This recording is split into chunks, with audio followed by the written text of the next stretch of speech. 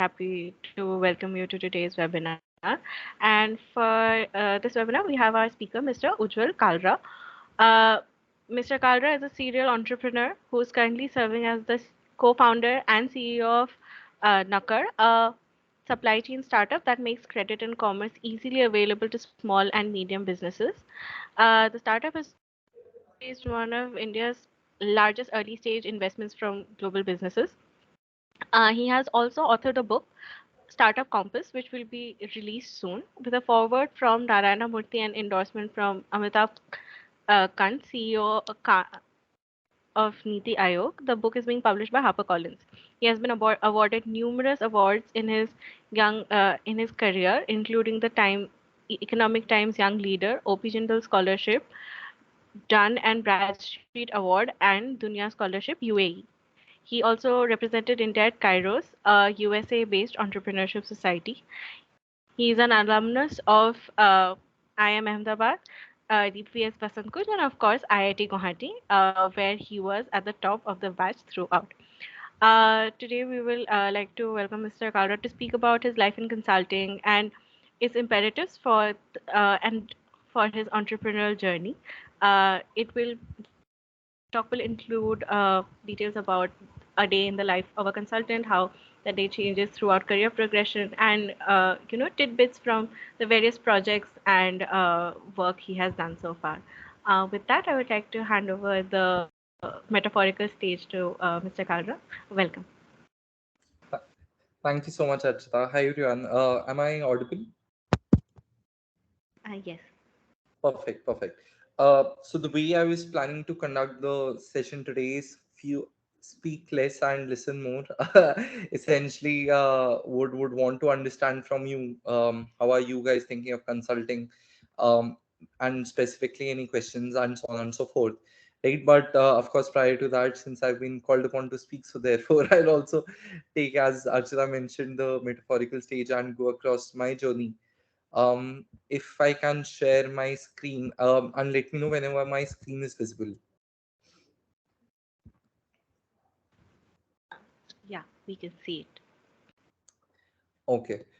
So, just giving a brief background about myself, and Archita has already mentioned some bits about that. So, did my education across DPS Vasantkunj, IIT Guwahati, IIM Ahmedabad. It's actually been almost a decade since I left IIT Guwahati. So I was 2009 to 2013 batch, electronics and electrical engineering. Post that, I worked at EXL. It's a data consulting company right after IIT Guwahati. After that, I started my first startup. It was in wedding management space. After that, I joined IIM Ahmedabad, uh, 2015 to 17. Post IMA, I joined BCG. So, consulting was always on my mind as a place to be after MBA, at least learning few things so as to apply in my entrepreneurial journey. So, from IIT days itself, in fact, at IIT Guwahati, I was the head of the cell. I was co-team member of Alcharenga, was the media head of Alcher, uh, did bunch of stuff in IIT, including played inter IIT and so on and so forth. However, since my IIT days, I was pretty sure that I would want to do consulting. And it was clear that I wanted to do entrepreneurship. Sorry, not consulting. Consulting was a way of achieving entrepreneurship. And the reason why consulting, I'll come to that later on. But since consulting was a way for me to learn tidbits about entrepreneurship and also, help me in my journey, so I was pretty sure that post IMA I will join either of BCG or McKinsey or Bain. And it happened to be the case that joined BCG. This was got the internship opportunity to work at BCG, got the pre-placement offer, and post that worked in BCG for almost 4.5 years. So I left BCG just 3 months back. Uh, in BCG, worked across sectors, and I will give specific examples of what I did. What the life of a consultant is, and specifically what are some of the projects I did at BCG. But worked across banking clients, worked across industrial goods, cement, steel, cinema, IPL, and so on and so forth. But as had mentioned, the heart was always in the startup space. And in fact, within BCG, I got the opportunity to build a new practice area from scratch. The practice area is called Growth Tech, which is to work with startups. So in the last 3 years at BCG, built that practice area, and that was really exciting what we did. And I'll also share some of the projects which we did over there. But yeah, that was the BCG journey. And then started my startup. It's called NAKAD, which means cash. It's in supply chain finance. And yeah, formally have been working on this for the last three months. Informally for the last 2 years. We've raised our first round. The news will be released soon in the next 2 to 3 weeks time. And yeah, that's my brief journey, both education and profession wise. Coming back to essentially the life of a consultant, if I were to think of it, I would divide it into three phases. The first phase of a life of a consultant is a typical junior level consultant, right? Typically when you enter any tier one company, that's the first 3 to 4 years of your life, which is quote unquote the consultant life. Then you go on to the manager level, essentially where you're managing the project. um, right, particularly if I were to stick with consulting, and I'll give more details about the consulting life, right? Uh, at a broader level, the way a particular project is structured is there is a larger problem statement and then subdivision of parts, right? So for instance, PVR was one client of mine. One module, we divide into smaller parts and call each of them a module. One module is essentially increasing the ticket sales. One module is increasing revenue from F&B. One module is decreasing the cost, and so on, right? So consultants work across different modules. Manager is managing the entire project, right? And there are consultants working under that person, right? So he or she will be responsible for essentially everything. And lastly, as you grow in the company, you become a partner. As a partner, you have primarily two roles. One is obviously selling cases, and the second is handling all the projects, right? So from a consultant perspective, essentially handling one module, one or multiple modules, you need to be very good at problem solving. Um, which is that if I have to decrease the cost or if I have to increase the revenue, how will that happen? Breaking that larger problem into smaller subparts, yeah, and doing all the work related to that. So as is a famous saying within BCG, the consultants are the doers. Finally, what gets delivered to the client happens because of how consultants do the work. Managers, on the other hand, are managing all the stakeholders, which is getting directions from the partner, making the consultants do the work, checking for their work, managing the stakeholders, the client stakeholders, and so on, right? And finally, partner essentially handling the CEO relationship, the chairman MD relationship, and giving directions to the team. So these are the three phases of a consultant's life as you grow across the layers. And feel free to ask any questions in between or anything. Yeah. Particularly, I think important for you is to understand what is the life of a consultant, because that is where you will really come in. Um, as it's there in the picture, essentially you're a junior guy in the larger scheme of things. But thinking of a life of consultant, it starts with travel and ends with travel. Right. So in the 4.5 years, of course, there was COVID. So I will delete that 1.5 years of COVID. But across 3 years, 2.5 years is what I was traveling across India, across US, and so on.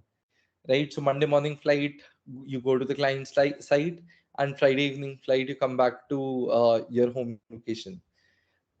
Once you reach the client site, obviously there are various kinds of projects. There are strategy projects, there are implementation projects, and so on, right? But essentially at the client side, you handle your client counterpart, You take data from them, you crunch data, do fancy analysis, put insights around that, uh, give the so what to the client. So essentially, what the client needs to do with respect to that, make again fancy slides, present to the CEO.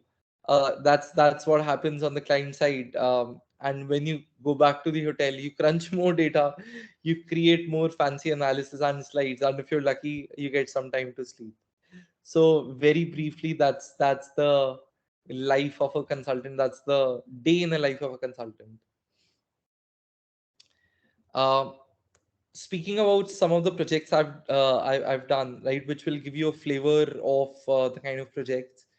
Uh, One of the projects I worked with was IPL, and that essentially was increasing their viewership and advertisement sale revenue, right? So essentially what we did over the course of 3 months was to how to increase the viewership for IPL, right? That meant um, understanding why do people watch cricket, um, right? What is the driver for that? So interestingly, what we observed is that 80%, 20% of the cricket watchers lead to 80% of the time of watching the cricket, right? So that means 80% of the people who watch cricket fleetingly watch cricket.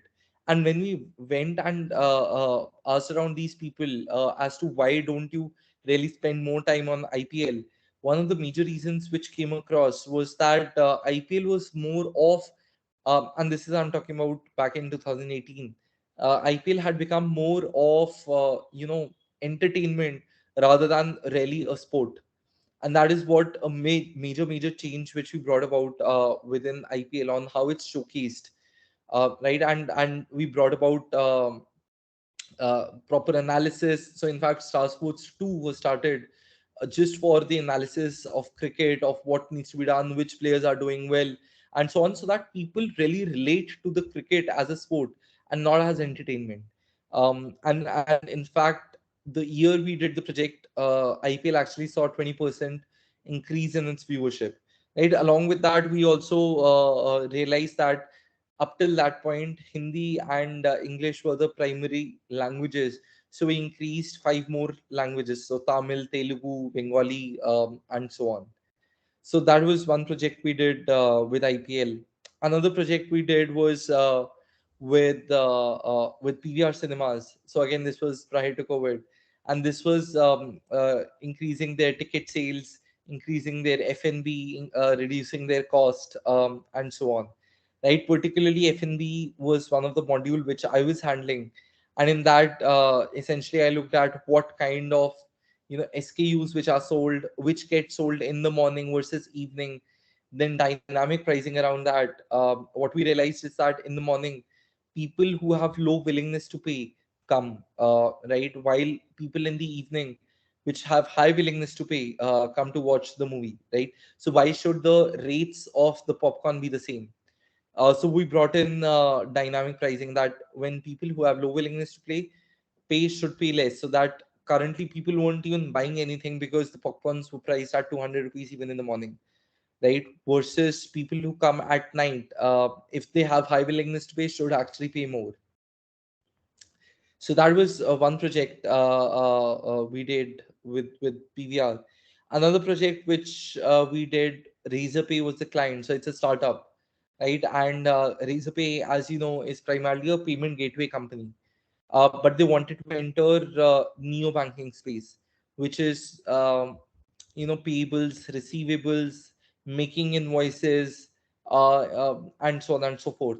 This was something which Razorpay did not know how to do, right? Versus we traditionally BCG have been working across all the banks in India, and we had a very clear understanding on how does lending work, how does the invoice management system work, and so on. And that is what we did with them. This is in fact back in 2020 after our project. Up till that point, Razorpay was a $400 million company. After we did the project, Razorpay became a unicorn. So these are giving you flavor of the three different kind of projects which we've done. And again, guys, if you have any question at any point in time, just feel free to ask in between. Yeah. And lastly, what has it led to on where I am, right? The starting point was being that as I had mentioned that I really wanted to do entrepreneurship from the start, right? So what are some of the things which consulting has given me, and now I am utilizing that in my entrepreneurial journey. One, and probably the biggest thing, is problem solving, right? So any business problem which comes, I exactly know how to solve that, right? Which essentially is that breaking the larger problem into smaller parts. Now, if I had to think about, let's say, how to increase the viewership of IPL, it had multiple elements to it. How to increase the number of viewers, multiply it by how to increase the number of minutes watched per per viewer. What we saw is that the latter, which is number of minutes watched per viewer, is the more important parameter, because at that point in time there were almost 80 cr TV viewers in India. Out of 80 cr TV viewers, 60 cr were already watching IPL, right? So increasing the number of viewers will not add that much. However, what we realized is that out of the 60 cr TV viewers, only 12 cr were really giving 80% of the minutes watched. So what we had to target is the rest 48 cr people who weren't watching those many minutes. And then we came to the point on how to increase the number of minutes for these 48 cr viewers, right? And that is where making cricket as more of a sport rather than entertainment, uh, making cricket available in multiple languages, and so on, that came out to be. Taking a step back, the problem solving and structuring was one of the most important things which I learned out of the consulting journey. Second thing is the industry view, right? So after spending 4.5 years in BCG, have worked across banking, have worked across media, across consumer space, consumer durables, entertainment, and so on and so forth, right? So it gives you huge spectrum of cross industry learning, which at this point in time I'm utilizing, right? So in my current startup, I know that how, let's say, blue collared people in PVR used to make frauds, and I'm able to use that learning in my current startup, which is in the fintech domain. Right, so that gives you cross industrial exposure. uh, Third thing is the network which you make. So while at BCD, I used to directly interact with CEOs of companies, right? So one of the projects I worked with, that was Cars 24. I was working with the former CEO of Ford, right? And now that guy is my client in my current startup. Similarly, earlier I used to work directly with the CEO of ICICI Bank. Now ICICI Bank has become again my client in my current startup. So that level of network and exposure, it's tremendous and unparalleled. And lastly, primarily working in a tier one consulting firm, it gives you a huge tag, right? Working with BCG, I can pick and choose to any place I would want to go to. So that credibility is a huge element which you get out of that. Yeah, so these were the five major takeaways for me, which I'm now utilizing in my current startup. So that is where I come to the end of quick summary of what consulting is, and what it has given to me. So now, guys, the floor is open. Please, any questions, any thoughts which you have?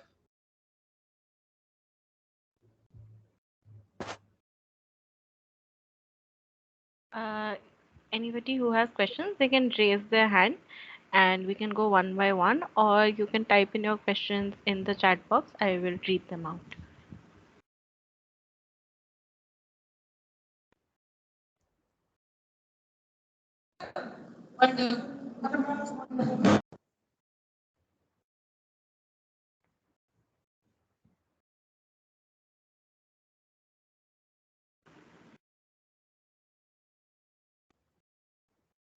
Hello, am I audible?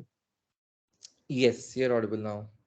Good evening, Bhaiya. I wanted to ask about see, consultancy and data analysis are really like they are used really relative. Like you need a lot of data analysis and consultancy, and you also need that in machine learning and AI and stuff. So, like, how are these two fields related? That question makes sense. Yeah. So yeah, at least at this point in time, these are entirely two different things. I'll tell you about both because I've done both. In EXL, I used to do data analysis and so on. In BCG, obviously, it's consulting, right? Fundamentally, starting from the scratch, right? Firstly, the kind of data you work with. In typical AI ML, you work with big data versus which is terabytes of data and crunching across that versus in BCG, typically it's not that large. Either there's an Excel file, or at best, if there is 700 MB, 1 GB data, then use Alteryx, Tableau, etc., etc. Right, but fundamentally, the difference between the two is what is the objective in mind and how are you approaching it. By that I mean to say, consulting में क्या होता है? There's a proper problem statement which is given to you, and then you need to tell that I will utilize this data, I will crunch the data in this way, and thereafter, once you crunch the data, you take out so what from that data, which is what is the implication for the client.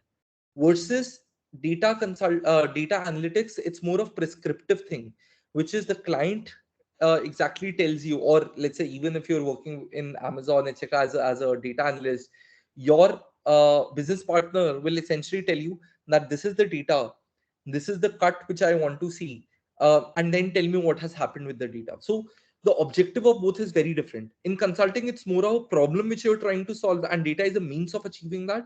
In traditional data analytics, it is a business partner which has defined that this is the solution which I want to come to. Now you just slice and dice the data.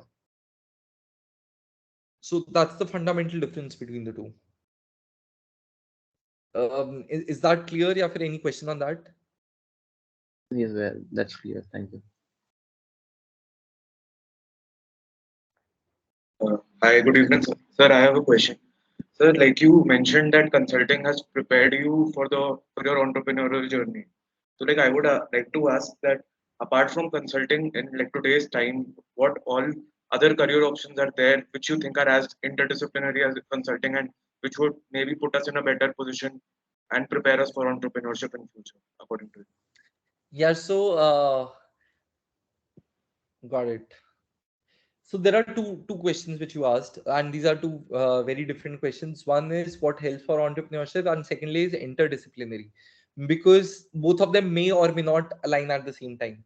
So let me first take the first question, which is entrepreneurship. Right. So what is required for entrepreneurship is the following set of skills. First, problem solving. Second, network, and third is really being an executionary rather than just being a strategist. So consulting helps solve for the first and the second. It does not really help you solve for the third one, which is being on the ground and executing and so on and so forth. What has happened in the last 3 to 4 days, 3 to 4 years, is product management has really come up, right? Which encompasses actually all the three, which is probably it's not as good in networking as consulting is, but it's at par, definitely in problem solving part, and better in the execution part, right? So if I were to do things all over again, probably I'll still sit with consulting, because it also gives you interdisciplinary thing, which particularly is important when you don't know what you need to do. You want to do startup, but you really don't know where that will head, right? That's why I still would want to stick with consulting. But if given a chance, I would do both consulting followed by product management and then do a startup of my own. So PM is definitely one thing which has come up, which gives you a lot of flavor of entrepreneurship, right? Another, I won't say role, but joining an early stage startup is again a tremendous learning experience, because in an early stage startup, you're essentially doing anything and everything. At that point in time, you really understand the importance of the third parameter which I talked about, which is execution. So the hustle, the sense of ownership which an early working in an early stage startup will give you, that is unparalleled. Right. So to to summarize, basically, two apart from consulting, a PM role or joining an early stage startup at whatever role, I think will be a good option for preparing you for a role of entrepreneurship. On interdisciplinary thing, apart from, so by interdisciplinary thing, I mean to say, in which you will have a bird's eye view of across industry. Consulting gives that, and also investment banking gives that, because in investment banking you will be assessing deals across, different sectors and so on and so forth. You will be looking, crunching data, numbers, and so on. But that really won't help you in the entrepreneurial journey, because you will be assessing only numbers and not really understanding the business. So yeah, hope that's clear. If any counter questions, so you can ask.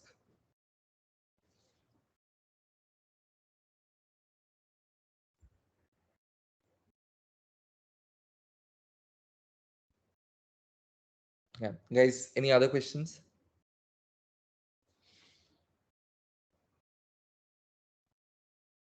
So like, can you mention like some of the problems you faced, like starting your own startup? Like, what were some of the maybe problems or difficulties which you overcame? Maybe you could brief Yeah. about that. So, hmm. Actually, guys, I've written a book on startups. You should rather read it on that, because the people who I've covered in the book actually talk about the journey of a startup, which the people I've covered include Sachin Mansal, Ritesh Agarwal, uh, and so on. But particularly on my startup, we are still in early stages, right? But firstly and foremostly, it was identifying my co-founder. That I think is the biggest thing, which, because essentially you're sharing bed with that guy or girl for the next donkey number of years. So you really need to have a very good comfort with the guy, the person, right? You really need to have very good comfort. You should be able to trust the person. And of course, if there are complementary skill set, then like nothing like that. But the more important set is the matching of the values, as to how do you see yourself and how do you see the other person, and whether both of you are similar in those values or not. That is the first part. Second is arriving at that idea, and honestly, there is no eureka moment that happens. Ideas generate over a period of time, right? However, obviously there are some boundary conditions. The boundary conditions being where your passion lies, how big the market is, how scalable the idea is, and so on and so forth. Right? Once you figured out what the idea is, so for me, in fact, as I had mentioned, this is the idea came all. So I met my co-founder almost 3 years back. I met him in BCG. We worked on the same project, and at that time, I realized कि इसके साथ startup करना है. I didn't know what I'll do, but I will definitely do my startup with this person. Both of us had a really keen interest in fintech space, so we used to whiteboard which idea is good. In fact, at one point in time, we were running 12 ideas, and then we had parameterized whether this is a big idea, whether this is scalable, um, and so on. And finally, we jotted down to one particular idea. That itself was 2 years back. Then came the stage of really understanding whether that idea will hold its fort on the ground or not. So going on the ground, talking to people, taking surveys, really understanding in depth what the problem is. And then comes the stage of hiring people, right? And again, hiring an E plus team is really critical.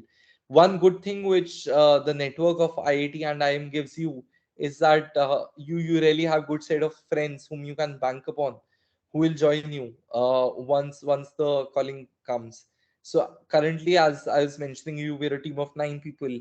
Of nine, uh, three are my batchmates from my IIT, four are my batchmates from my IM. So it's a problem. It's a very big problem of hiring. But if you really play your cards well, you can navigate that. So yeah, that is where we are at. The next problem which we're solving is obviously finding our product market fit. The problem which will come next is scaling that up, writing a playbook, and so on.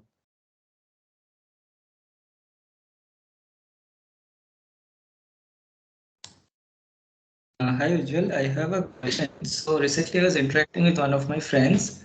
So he came up with a very good problem, like which needs to be solved. And like I am from Master of Design course, and like he's a designer too, and that could be solved through design. But he also needs someone from technology part, like to develop the software and apps and all. So what you are saying, he suppose he makes that like whoever he will be finding makes him the co-founder or something. So how is he going to distribute the equity? So what he wants the major part of the overall equity because obviously he has identified the problem and he knows the in and out of it. The software developer will only just develop the thing. Like he won't be like helping in any idea generating and all those things. Hmm. So can you just share some of your insights? Sure, sure. Yeah, so firstly, it is nothing the case. It's never the case that the software developer will just be coding, because if you're just finding a developer for coding, you would rather outsource it than finding a co-founder.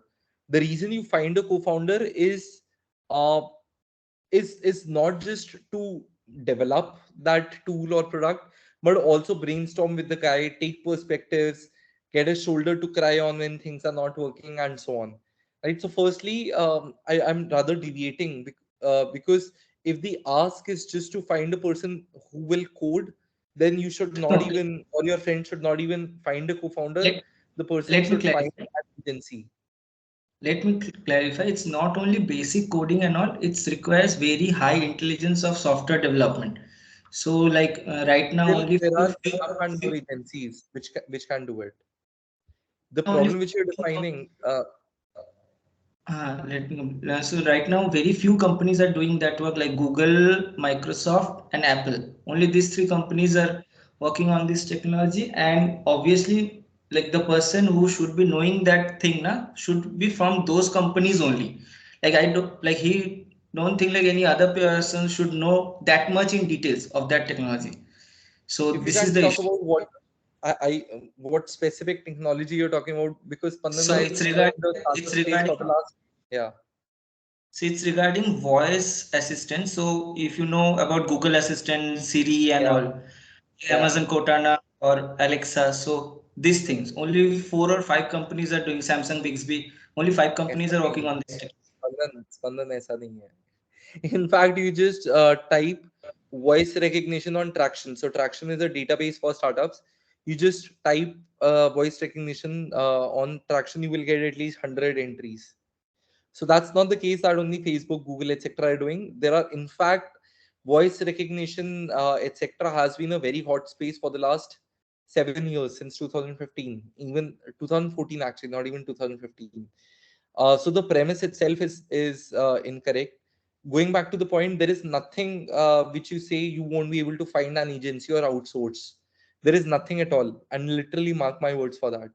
Again, going back to the point, if the ask is just to code that and get it done, then you're not building a company, because that is not how companies are built. If you've already figured out what the solution is, that thing already would have been done by someone else. The reason it has not been done yet is because it's not that straightforward, and you will need a co-founder for that. Going back again, if the ask is just to get it coded and get it done, then ask an agency. But if you really want a co-founder, and I'll also come to your specific question about equity, then the conversation itself is very different. Now, coming back to equity, if you just say, and typically I've seen that happening when you already have a co-founder and CTO, you give a good chunk of the equity and then you get in other set of guys, right? So if I have figured out the problem, if I have figured out the solution, if I figured out exact, the technology which is required, and you just need to code, then the equity will be very less. But that is not typically that is not how the startup will evolve. It will always keep on changing. But of course, since majority of the things are which you've been doing, you can take a majority share. At the end, it's a negotiation, right? If a person who is coming from, let's say, Facebook, uh, from US, and has been earning, let's say, 500k USD, he or she will say that, boss, I'm such a high paying earner. Obviously, I won't get money out of what you're doing at the start. So you give me 70% of or 80% of the equity, right? Versus if you take a guy who has just 2 years of experience working in Microsoft India and taking a salary of 30 lakhs, then you can get done with 15%. So at the end, it's just a simple, plain vanilla negotiation. That's it. Nothing more than that. How you are able to say that what you've done is already to a large extent, but typically that does not happen. Equity essentially is what is your value in the company for the future, and not just the next 6 months or 12 months. But going back, it's just simple plain vanilla negotiation. I've seen techies get 70% of equity versus, I mean, in my company, I gave my CTO 5% of the company. So that is just plain vanilla negotiation. That's it. I got it. I got it. Thank you.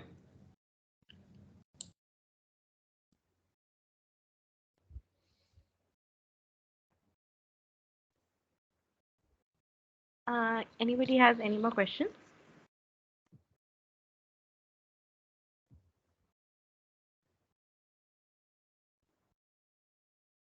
If not, I think we would like to end the session here. Anybody has any questions? Mm, Hello, am I audible? yeah, Anurag, go Yeah. ahead. My question was really generic. So, do your grades and marks play any role in starting a company? No, definitely not. Not in starting the company, but definitely in consulting it does. Thank you.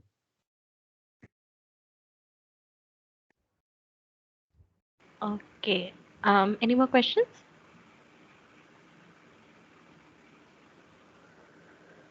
Mm, yeah, I guess not. So that was it from our side. Thank you, Mr. Kalra, so much for this truly illuminating talk. I know a lot of us are planning to go into consulting, and even more of us are planning to, go into entrepreneurship. Thank you so much for addressing us today. It really was a great experience. Um, with that, I would like to end today's webinar. Thank you. Super. Thank you so